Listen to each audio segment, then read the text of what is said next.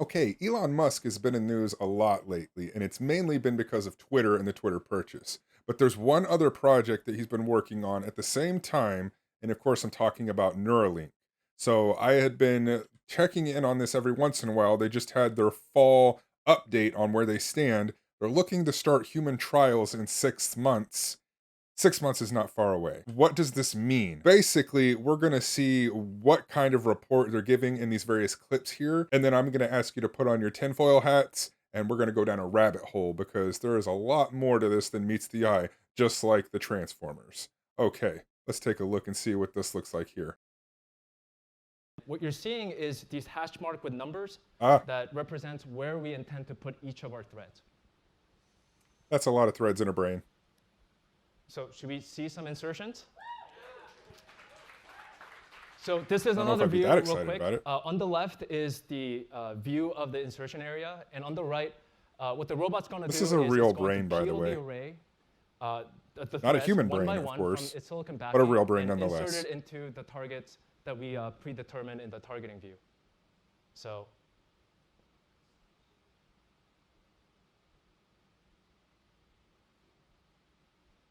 there Ah, you go. That's the first insertion. yeah. Okay, wonderful. So we're going to see a couple more insertions. Okay. The whole process of inserting Uh, about 64 threads in our first product is going to be around Yikes. 15 minutes for this robot. So yeah, there's a second one that went in. 15 minutes to get and your we'll brain do the third one. hijacked. There you go. And then that's going to go in the background, and we'll come back to it in the later part of the presentation. Wowzers. And as And I see where they're wanting to go with this, of course. There's always the idea of them wanting to do something for the good of mankind, right? That's how it always starts. But what I'm thinking is kind of a well-rounded worldview. Everyone wants there to be like advances in neuro disabled brains where it comes to things like speech, paralysis, other bodily functions, or physical disabilities that this could otherwise hopefully repair, and that's well and good and everything. There's the whole other side of this equation when it comes to we're literally taking a computer chip, a supercomputer chip, and putting it inside our brain that controls how we move, think, all of that stuff. And well, who's to say at some point when enough of these are in enough brains that they couldn't just be like, well, let's just kind of change something here and boom, you're a zombie. Is that really hard to get past? I mean, really think about that for a second. We're talking about a society where my cell phone half the time doesn't work the way it should.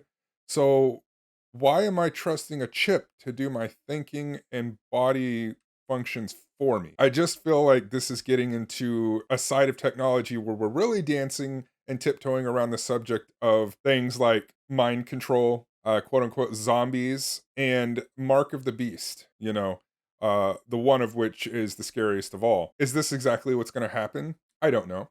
I don't know. No one knows. Only the Lord knows. So when it comes to something like this, it gives me a weird, uneasy feeling. I want to see all the positives that this would bring, but there's always the notion that there's bad outliers in this. There's many different people behind the scenes that are doing the controlling and pulling of the strings. Elon Musk has his hands in a lot of stuff right now, but is he in full control of all this? No.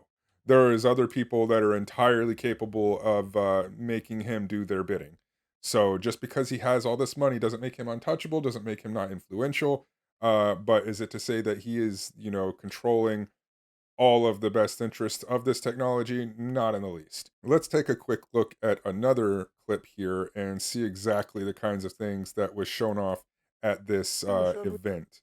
So here's something else dealing with the animal testing portions of it and where they've come with that. So let's take a quick look here.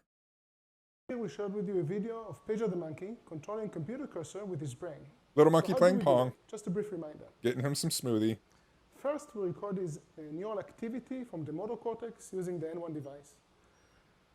We can record from over thousands of channels while he's playing with the joystick.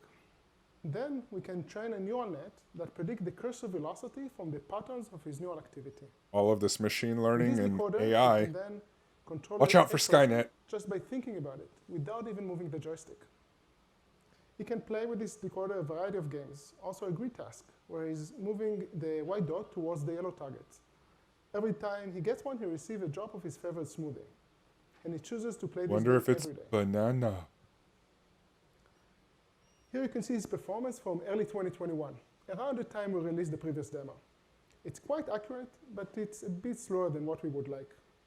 And cursor control is the foundation for interacting with most computer applications. So since then, we've been working to improve cursor speed and accuracy. As you can see, it's much, much faster, almost twice as fast. And then pretty soon, yeah, and then pretty soon it's going to be so fast that, you know. However, it's still a bit slower than what I can do. So we are working on creative ways to improve that. That's in a year's time frame.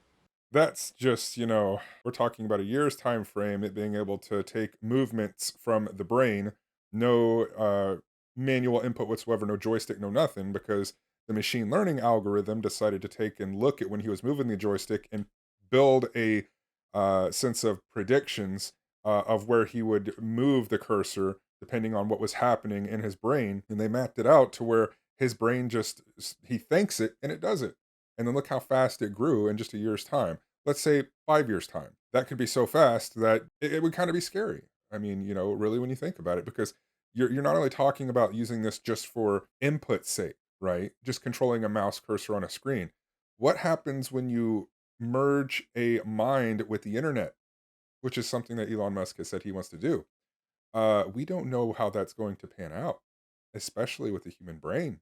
I mean, we're getting a little sci-fi in the weeds here, but that level of uncertainty is just a little strange to me. So yeah, we're kind of meddling and stuff. We're going to take a look at this one here, and this is talking about charging a battery in your head. Would you like to charge that battery in your head? Well, let's find out. Implemented in an aluminum battery base, which also includes the drive circuitry. A remote coil, 4 times the size of our original device, also disconnectable.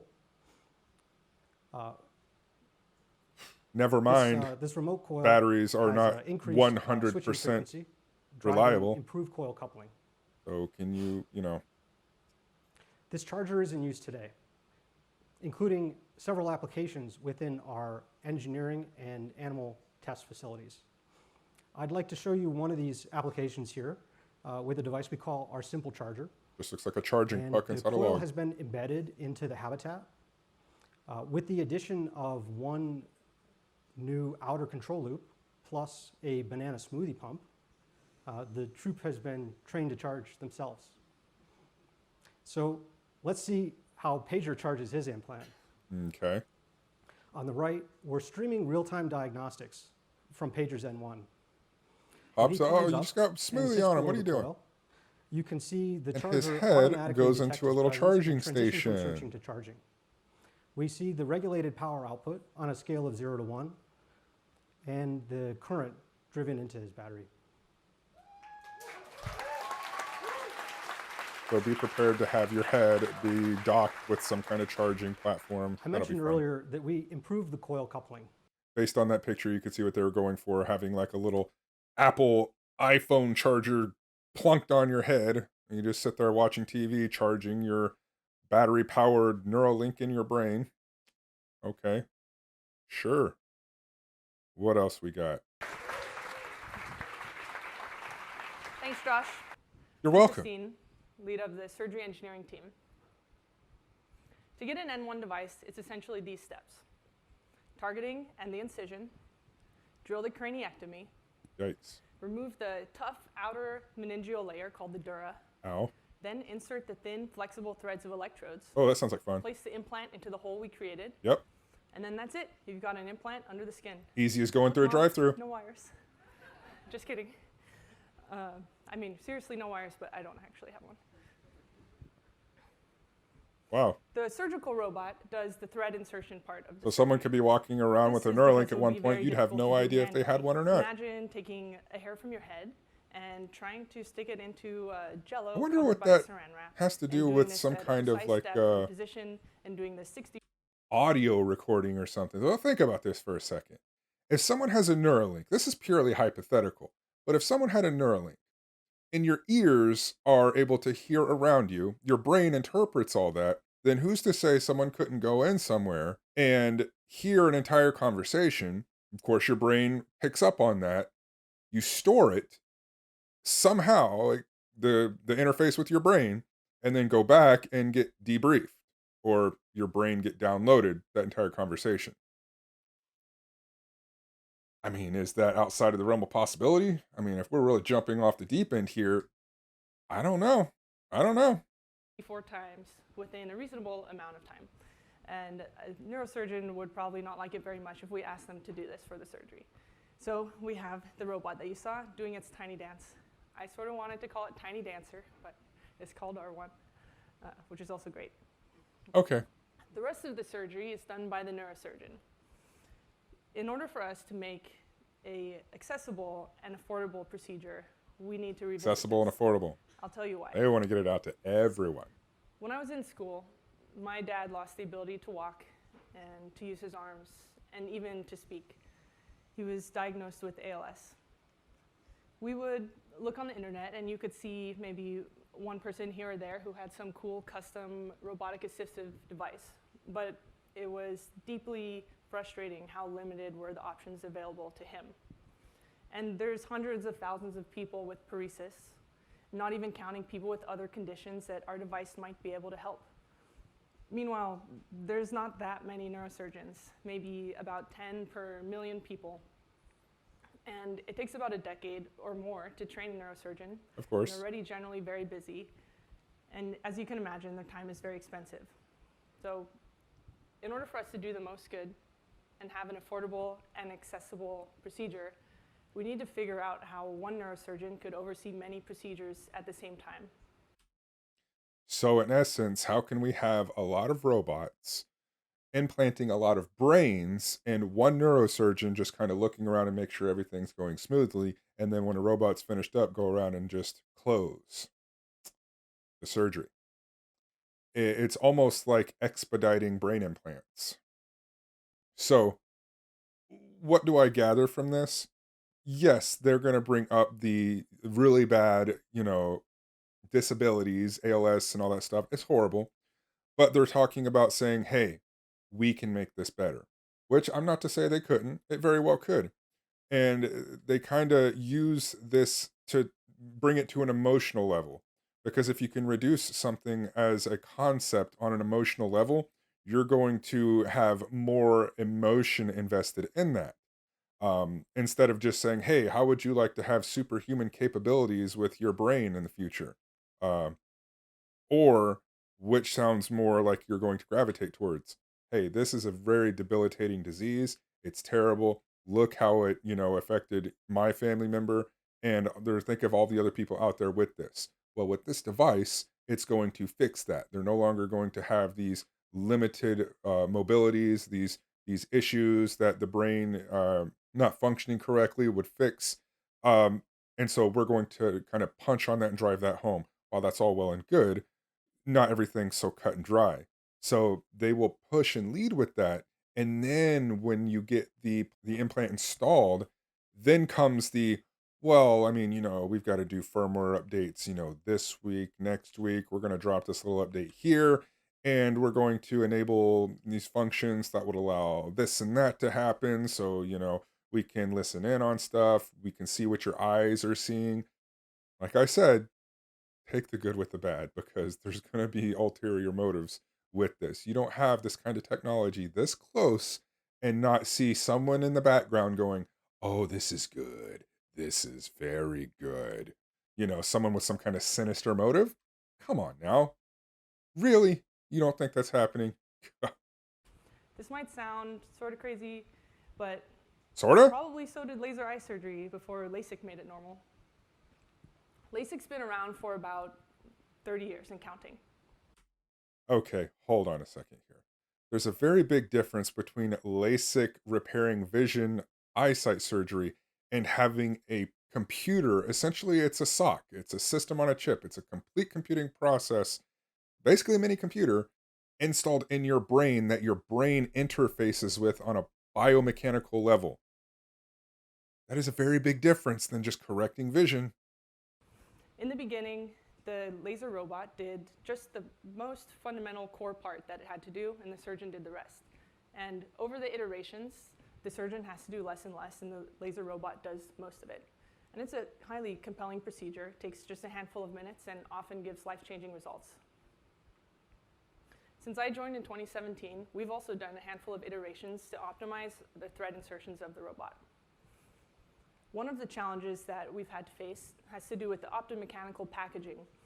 So as you can see here, there's about 3 primary optical paths that are really valuable for us to have reliable thread insertions. One is the visible imaging of the needle inserting the thread. And then another is the laser interferometry system called OCT, optical coherence tomography, that gives us the precise position of the brain while it's moving in real time. So think about that, where it looked like hair coming off of that brain with all the vascular veins and everything going throughout it. This robot is able to insert these interfacing electrodes that can communicate with the brain electronically, all while missing, with probably over 100% accuracy, any blood vessels. So if you're talking about a 15-minute in and out procedure that seems minimally invasive enough that they can get you hardwired essentially to interface with your brain and communicate with it over the internet. Am I the only one that sees where this is going? I mean, really? Am I the only one that sees where this is going? I can't be. I've seen far too many movies to know where this is headed. How about I give you the finger and you give me my phone call? Jiu-jitsu? I'm going to learn jiu-jitsu.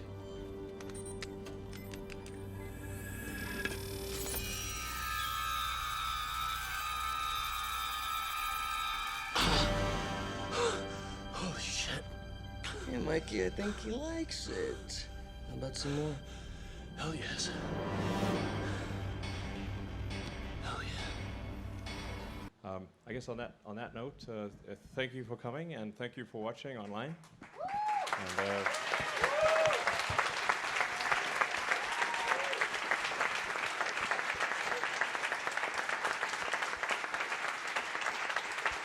great.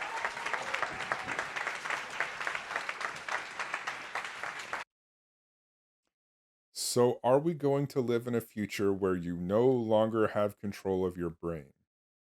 Who's to say? Who's to say? I don't know. The one thing I do know is it's very cool. The kid in me is looking at this saying, "Whoa, this is super awesome." That's the naive side of me. The adult in me that knows how the real world works and that evil exists for evil purposes is looking at this and saying, "Tread lightly. Tread very lightly," because this, keep in mind that Elon Musk is a self-professed transhumanist. What does that mean? It means that he believes that he is able to create an evolutionary jump and make us go beyond what God had intended for us. I don't know how I feel about that because I think as human beings, I think we're created perfect. Sure, there's going to be things that we deal with, whether they be neurological, physiological, what have you. Now, those aren't to say that those aren't terrible. People facing challenges every day. I think that's what gives more credence to the power of the spirit, how we're able to overcome these adversities, how they can be tragic, and yet how we can still prosper and how we can still, move forward of fulfilling a life. Do I have all these answers? No. Am I probably right? I don't know. This is just my opinion, but I always am what I would consider a cautiously optimistic individual. I look at things that this is good for. There's innumerable things that this is great for. I mean, I could name a giant list, but I'm cautious about it at the same time because I know the world we live in of, the safest, secure, most legitimate elections of all time.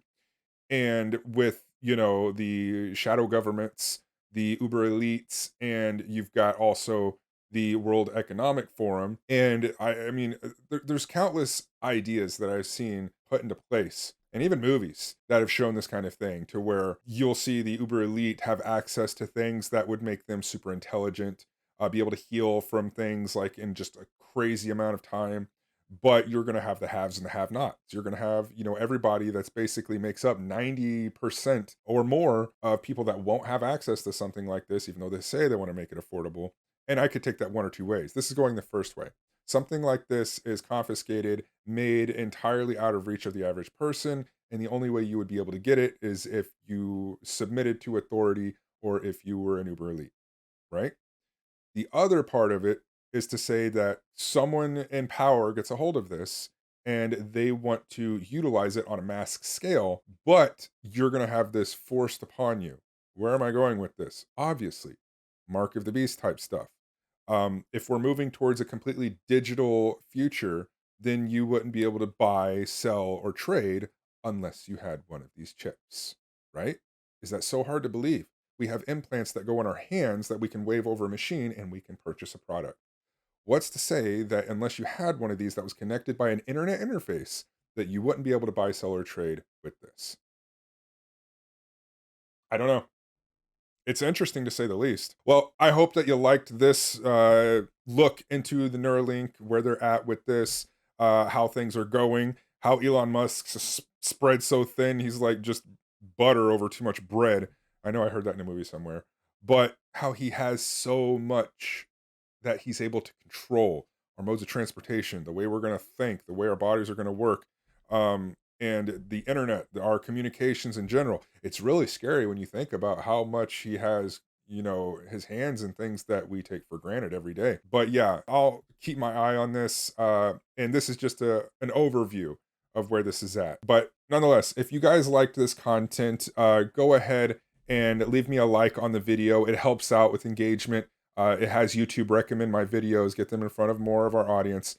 If you aren't already subscribed, I hope that you subscribe to the channel. It'll help my channel grow. It'll help me get a broader audience, and that way I can have access to create more material for you. And then I'm still working on being able to get this material out more frequently. Thanks for watching, guys, and I look forward to seeing you on the next video.